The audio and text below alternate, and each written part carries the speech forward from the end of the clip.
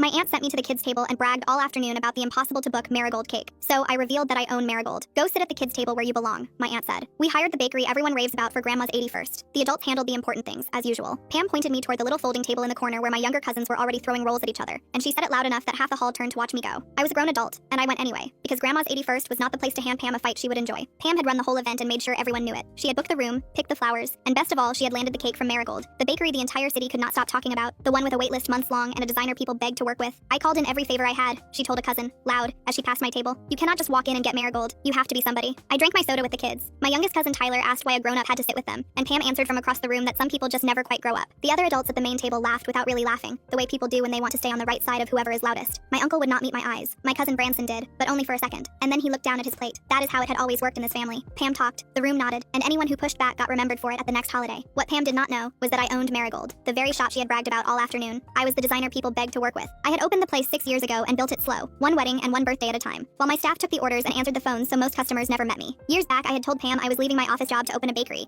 and she told the whole table I was throwing my life away to play with frosting. She said it at Thanksgiving in front of everyone, and she said it again at Christmas, and she said it at every family event for the next 2 years, until the rest of the relatives just stopped asking how the bakery was going. So I stopped explaining. The family decided I worked at a bakery somewhere and left it there. I did not correct them. I had stopped correcting them around the time Marigold was written up in the food section of the city paper, and nobody in the family noticed because none of them read it. What Pam also did not know was that I had made this exact cake. 2 nights before, I had stayed late at the shop to finish a custom order for an 80-year-old birthday. It had come in under Pam's married name, which meant nothing to me at the time, and the family on the form was just a list of strangers. I built 4 tiers and crowned the top with a branch of sugar lilacs, because the note said the guest of honor used to grow lilacs along her fence, and I always put the real detail in when a customer gives me one. Now I was staring at that very cake across the room with my own lilacs on top of it. The cake the whole party could not stop raving about was mine. An uncle said it belonged in a magazine. A cousin asked Pam how she had ever found a place this good, and Pam told her you only got a cake like that when people knew you meant business. She caught me watching from the corner and called over that I should come look while I had the chance, since this was as near as I would ever get to that kind of work. A couple of the cousins near her laughed. One of them, a woman I had not seen since the last reunion, gave me a pitying smile across the room, like she felt bad for me, but not bad enough to say anything. I drank my soda. I told myself it would be over in 2 hours, that I would eat a slice of my own cake from the kids' table and drive home and never think about this afternoon again. Before anyone could light the candles, something went wrong at the cake table. The top tier had slid in the van on the way over, the lilac branch had cracked at the base and tipped sideways, and the 2 people Marigold sent to set it up were trying to rescue it with shaking hands. One of them was Nadia, a girl I had trained myself. Pam marched over and laid into them. This is unacceptable, she said. Do you have any idea how long I waited for this cake? You will fix it right now, and I am calling your owner to tell them you nearly ruined an 80-year-old birthday. Nadia was close to tears, dialing a phone that was buzzing in my coat across the room, so of course nobody answered. I got up from the kids' table and walked over. Let me, I said, and I lifted the cracked branch out of Nadia's hands. I cut 2 fresh dowels from the kit in her box, set the top tier square again, and rebuilt the base of the lilacs with a piping bag in about 3 minutes, matching the petals I had made 2 nights earlier,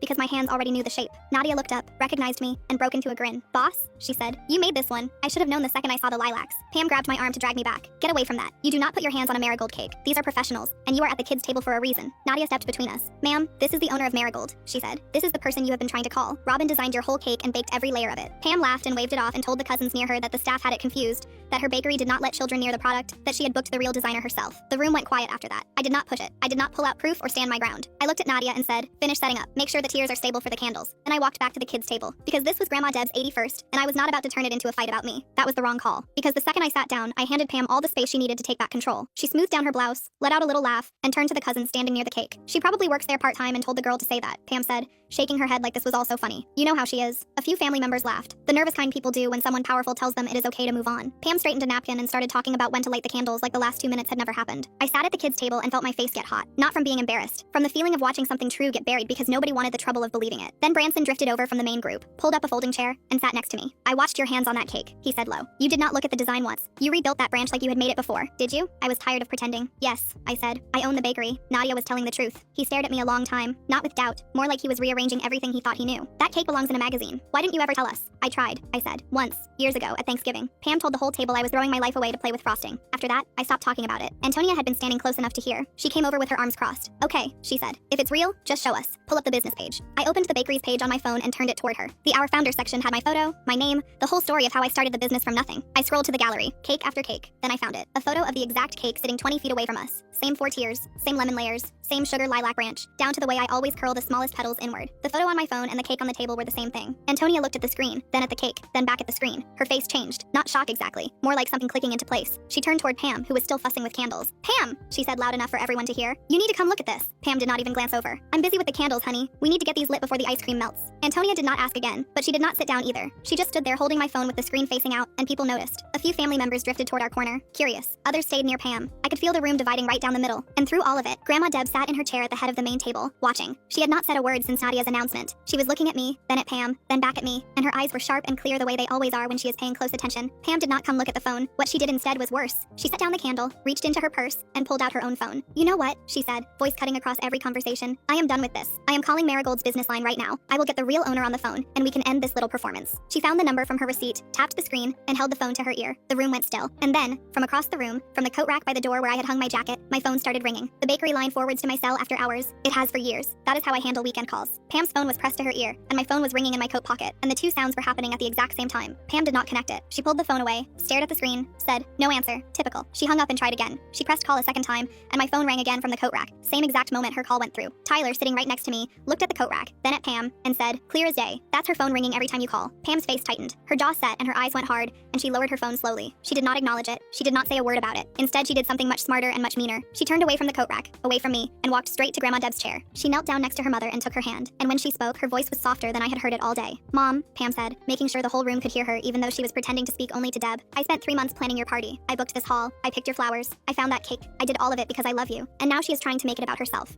She pointed at me without looking. "She could not stand that I did something beautiful for you. So she is putting on a show. This is your day, Mom, not hers." That was the move. Pam had just turned the whole thing into a question of loyalty. The energy in the room changed again. Not because people believed Pam, but because they decided they did not want to deal with it. Someone near the back said quiet, but clear enough to carry, "Maybe we should just cut the cake and move on." Another person murmured something about how this was supposed to be a nice day. People were not looking at me with doubt anymore. They were looking at me like I was the problem. Not because I was lying, but because I was making things hard. Pam had taken the truth and wrapped it in guilt, and now standing up for myself meant ruining my grandmother's birthday. That was the trap. I looked at Deb. She was still sitting in her chair, still watching, still quiet. I took a breath. My face was burning. I wanted to grab my coat, pull out my phone, and call the bakery line in front of everyone, but I did not. Instead, I looked at the room and said, "This is Grandma's day. Let's light the candles." I said it calm and steady, even though nothing inside me felt calm or steady. Then I walked back to the kids' table and sat down. Pam straightened up from Deb's chair. She smoothed her blouse again. That same little move she always does when she thinks she has won. And she smiled. Just a small one. The corners of her mouth. The kind of smile that says, "I knew you would back down because you always do." Someone found a lighter, and the candles went up one by one across all 4 tiers of the cake I had built 2 nights ago in my own shop. The room gathered around and the singing started. Deb leaned forward and blew out all the candles in 2 breaths, which honestly was pretty good for 80. Pam placed herself right at Deb's side. She had one hand on the cake server and the other on Deb's arm, like the two of them were about to cut a ribbon together. Then she started talking. "I chose this design specifically because Mom loves lilacs," Pam said, lifting the cake server like she was presenting an award. "I told the bakery exactly what to do. Every detail was my vision." She pointed at the sugar lilac branch on the top tier, the one I had rebuilt with my own hands less than an hour ago, and she told the room that she had sketched the idea herself and sent it to the bakery with very specific instructions. She had not. The order form had 3 lines of notes on it. One of those lines said, "Lilacs along a fence," and I did the rest from my own head. But I did not say that. I sat at the kids' table and watched her cut the first slice and hand it to Deb on a little plate with a fork. Pam handed out slices. Family members took their plates and the conversation started up again. Lighter now, the way it gets when people think the hard part is over. I watched Grandma Deb from my corner. She was sitting with her plate in her lap and her fork in her hand, and she was not eating yet. She was looking at the slice the way she used to look at things in her garden. Real close, real careful, like she was checking for something only she knew to look for. Then she took a bite, just one. She chewed it slow, and then she stopped. She went very still. She set her fork down on the edge of the plate, and the small click of metal on ceramic was the loudest sound in the room because somehow,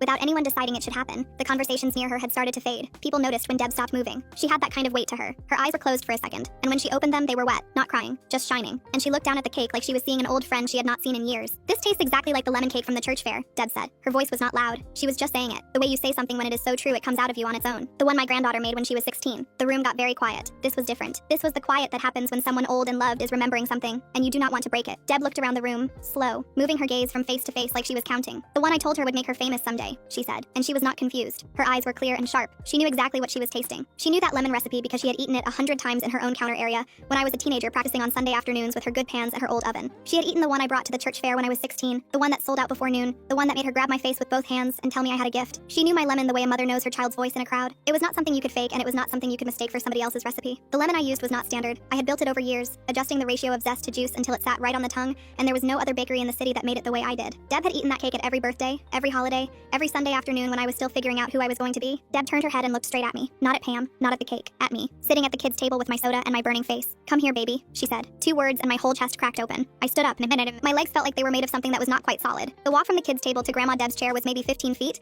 but it felt like it took forever because every single person in that room was watching me. I could hear my own shoes on the floor. I could feel Pam's eyes on the side of my face like heat. When I got to her chair, Deb reached up and took my hand. Her fingers were thin and warm, and they closed around mine with a grip stronger than you would expect from a woman turning 80. "You made this cake," she said. "I know your lemon. I have known your lemon since you were a girl baking at my counter." Then she turned her head, just slightly, toward Pam, who was still standing there with the cake server in her hand and a smile that was starting to fall apart at the edges. "Pam, sit down," Deb said. Pam did not sit down. She started talking fast, the words tumbling out. "Mom, I booked that bakery," she said. "I put down a deposit. I have the receipt. I made all the arrangements. You cannot just let her walk up here and take credit because the cake reminds you of some old recipe." Her hands were gripping the cake server so hard her knuckles were white. She looked at the room for backup. Nobody jumped in. Nobody said a word. Deb did not raise her voice. She did not need to. She just looked at Pam with the kind of calm that only comes from 80 years of watching people try to talk their way out of things. And she said, "I said sit down. I am 80 years old and I am not stupid. My granddaughter made my birthday cake, and you put her at the children's table. She let that sit. I want to hear from her now." Pam's mouth opened. Nothing came out. The cake server lowered slowly to the table. I held my grandmother's hand and I told the truth. Not a speech, just the plain version I had been keeping to myself for 6 years. "I opened Marigold 6 years ago. I built it from nothing. I am the designer. I made this cake 2 nights ago. I stayed late because the order notes said the guest of honor used to grow lilacs along her fence, and I wanted to get them right." I took a breath. I did not know the order was for my own grandmother until I walked in today and saw my cake on that table. The room was so quiet I could hear the ice machine humming in the back of the hall. Then I turned to Pam. I did not yell. "You ordered from my bakery. You bragged about my work all day, and you told me I would never get near anything this good. I was at the kids' table listening to you take credit for something I built with my own hands." Pam's face went blank. Branson was the first to speak. "You told us she was wasting her life. You said that for years. Every holiday, every dinner. We all just believed it because you said it loud enough and often enough that it stopped sounding like an opinion and started sounding like a fact." Antonia stepped forward. "I asked you how you found the bakery, and you acted like you discovered it. You knew she baked. You just didn't think it was this. You didn't want it to be this. You needed her to stay small so you could keep being the one in the family who did things." Pam tried one last move. She could have told us any time. She hit it on purpose. She set this whole thing up to humiliate me at my own mother's party. I said, calm and steady. "I didn't know the order was for Grandma's party until I walked in today. Your married name was on the form. I didn't recognize it, and I didn't say anything all afternoon because I didn't want to ruin Grandma's birthday. You're the one who sent me to the kids' table. You're the one who told everyone I was nothing. I just made the cake." Pam opened her mouth and closed it again. There was nowhere left to go. Grandma Deb squeezed my hand and looked out at the whole family and said, "This is the best cake I have ever had in my life, and my granddaughter made it. That is all I need to know today." Then she pulled me close and whispered something nobody else could hear. "I always knew you'd be something. Don't you ever hide again." Pam did not get a dramatic punishment. She just got quiet, which for Pam was worse than anything else. She sat through the rest of the party without running it, without being the center of the room, and I watched her shrink into a chair near the back while everyone else came to me. Branson asked for a business card. Antonia hugged me and said she was sorry she never asked more questions. A few of the cousins who had laughed at Pam's jokes about me earlier in the afternoon came over too, and most of them did not really know what to say, so they said nothing and just put a hand on my shoulder on their way to get more cake. I drove home that night with a container of leftover cake Grandma Deb insisted I take. The next morning, Nadia texted me a photo from the cleanup. The sugar lilac branch, fully intact after the repair, still standing on the top tier. Her message said, "Boss, your lilacs held." I smiled and typed back, "They always do."